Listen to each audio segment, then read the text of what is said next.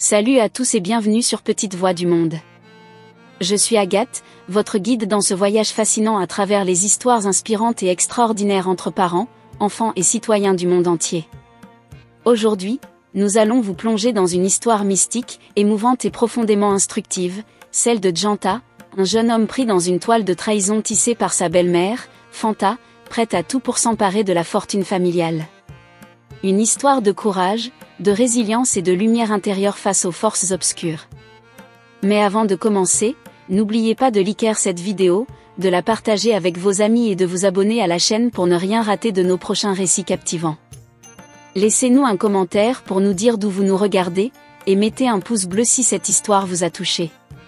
Merci pour votre soutien, et c'est parti pour découvrir l'histoire incroyable de Janta.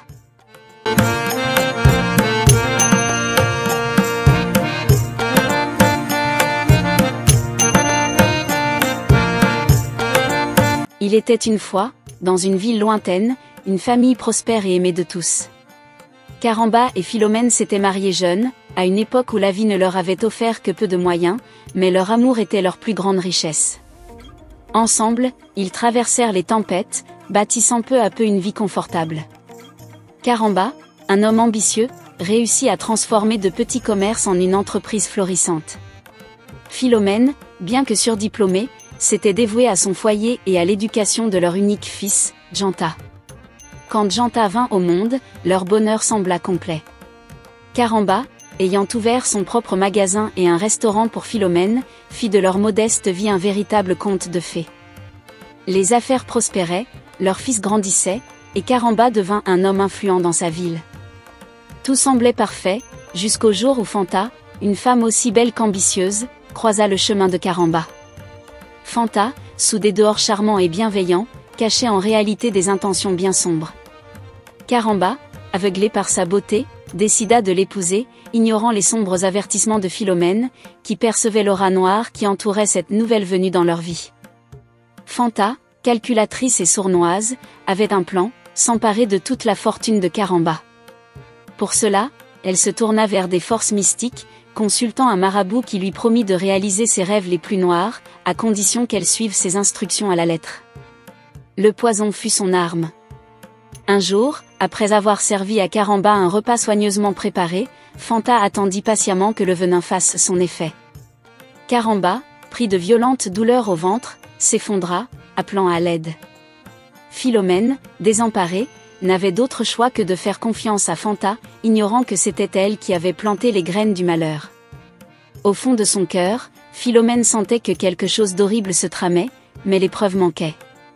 À l'hôpital, les médecins ne trouvèrent aucune trace d'empoisonnement visible. Fanta, avec un sourire narquois, feignait l'innocence. Mais le pire arriva lorsque Caramba, sans avoir pu dire adieu à ceux qu'il aimait, rendit l'âme. Philomène, dévastée par le chagrin, appela aussitôt Janta, son fils adoré, pour lui annoncer la tragique nouvelle. Il était temps pour lui de revenir pour enterrer son père et affronter les sombres secrets qui pesaient sur la famille. Janta, qui avait été élevé avec amour et sagesse, rentra précipitamment de l'étranger. À peine arrivé, il comprit que la situation était bien plus sombre qu'il ne l'avait imaginé. Après l'enterrement, la famille se réunit pour la lecture du testament de Caramba. Fanta, pensant qu'elle deviendrait la seule héritière, se vit face à une réalité bien plus cruelle. Caramba avait légué l'intégralité de sa fortune à Janta, son fils unique. Fanta, dans un élan de panique et de colère, réalisa que son plan avait échoué. Mais elle n'avait pas encore dit son dernier mot.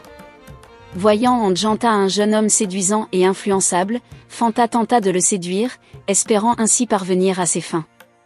Elle jouissa de son charme, cherchant à tisser un lien avec lui, jouant sur sa proximité et la jeunesse qu'il partageait. Janta, de nature bienveillante, voyait en elle une belle-mère attentionnée, sans se douter des desseins sombres qui l'animaient. Philomène, quant à elle, n'était pas dupe. Son instinct maternel lui criait que Fanta avait joué un rôle dans la mort de Caramba. Mais sans preuve tangible, elle se contenta de mettre en garde son fils contre la présence de cette femme qui les entourait d'une énergie lourde et malsaine. Elle savait que Fanta n'avait pas terminé, et que Janta était à présent sa prochaine cible. Les semaines passèrent, et Janta commença à se méfier des avances de Fanta.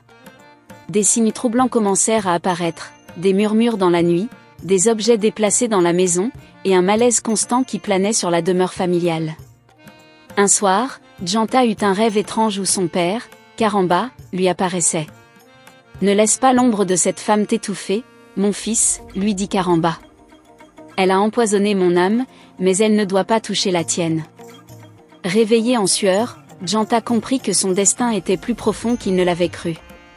Fanta, par ses sortilèges et son ambition dévorante, avait déjà détruit son père.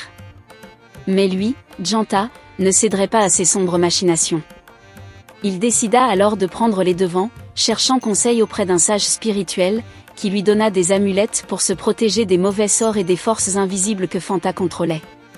Armé de cette protection mystique, Janta affronta Fanta, dévoilant à Philomène et à quelques membres de la famille les véritables intentions de celle qui se cachait derrière un masque de bienveillance. Fanta, prise au piège, perdit peu à peu de son influence. La magie noire qu'elle avait utilisée contre Karamba et Janta se retourna contre elle, la plongeant dans un gouffre sans retour. Finalement, Fanta quitta la maison des Bébènes, emportant avec elle les conséquences de ses actes. Janta, quant à lui, comprit que l'héritage de son père n'était pas seulement matériel, mais spirituel. Il jura de protéger cette fortune avec intégrité, sagesse et respect pour la mémoire de Karamba. Janta, après avoir confronté Fanta et déjoué ses machinations, se retrouva seul dans la vaste demeure familiale. Les ombres qui pesaient sur la maison semblaient s'être dissipées, mais l'atmosphère restait lourde, chargée de secrets et de non-dits. La mort de son père, l'épreuve de la trahison et la présence oppressante de Fanta avaient laissé une empreinte profonde dans son esprit. Pourtant, Janta savait qu'il devait avancer, pour sa mère, pour l'héritage de Karamba, et pour lui-même. Il prit les rênes de l'empire commercial que son père avait bâti avec tant de soin. Sous sa direction, les affaires continuèrent de prospérer. Les employés le respectaient, admirant sa capacité à gérer avec intelligence et bienveillance. Il avait hérité non seulement des affaires de son père, mais aussi de son charisme et de sa sagesse. Mais malgré tout, Janta sentait qu'il manquait quelque chose. Une voix intérieure lui murmurait qu'il n'avait pas encore tout découvert sur la mort de son père et sur la véritable nature de Fanta. Philomène, toujours dévouée et attentive, observait son fils. Elle voyait en lui le reflet de Karamba, cet homme qu'il avait tant aimé, mais qui avait été trop confiant. Elle s'inquiétait pour Janta, sachant que les forces qui avaient détruit son mari n'étaient pas totalement éteintes. Un jour, elle prit son courage à deux mains et décida de raconter à Janta une vérité qu'elle avait gardée enfouie depuis des années. « Mon fils, commença-t-elle d'une voix tremblante, il est temps que tu saches toute la vérité sur Fanta et sur ce qui est arrivé à ton père. » Janta, assis face à sa mère, sentit un frisson parcourir son échine. Il avait toujours su qu'il y avait plus derrière la mort subite de Karamba, mais il ne s'attendait pas à ce que Philomène détienne des informations cruciales. Philomène raconta alors ce qu'elle avait découvert peu après la mort de Karamba.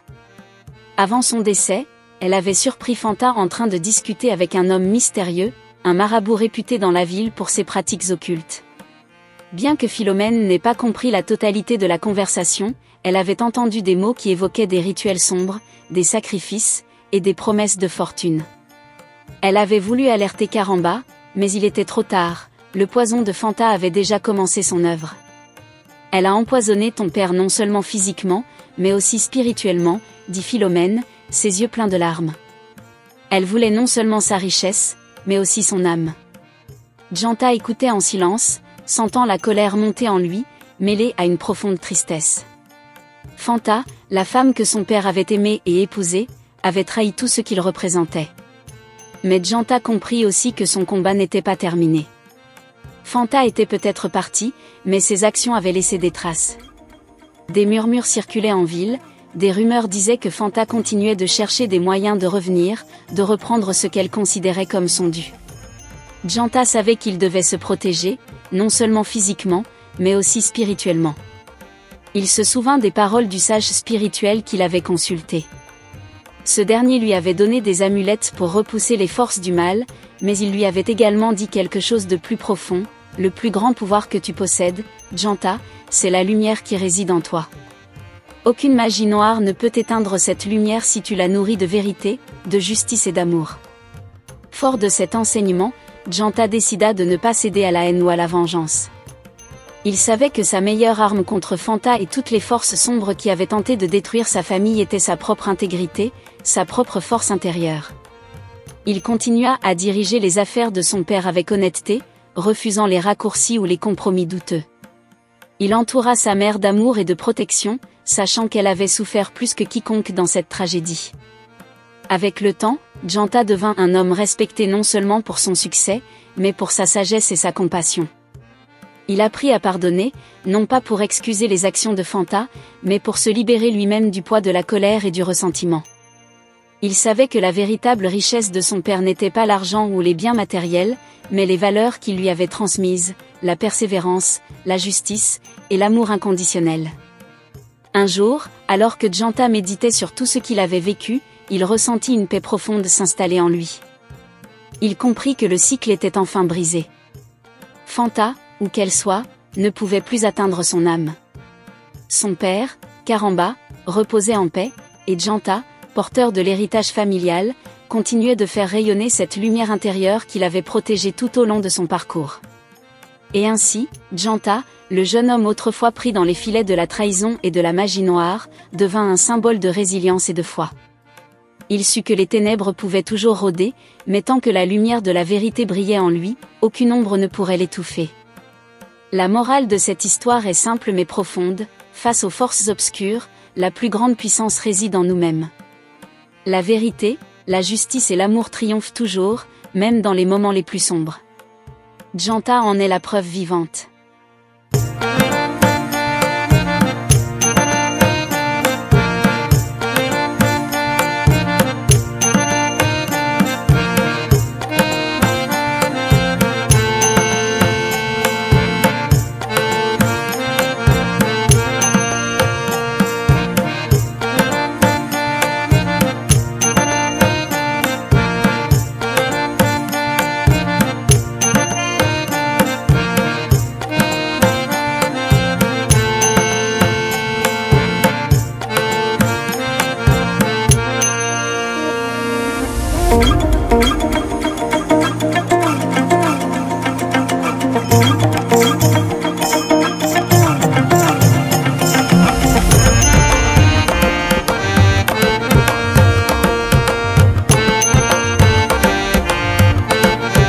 Voilà, chers amis, c'est la fin de cette histoire fascinante de Janta, une histoire de manipulation, de pouvoir et de courage face aux ténèbres.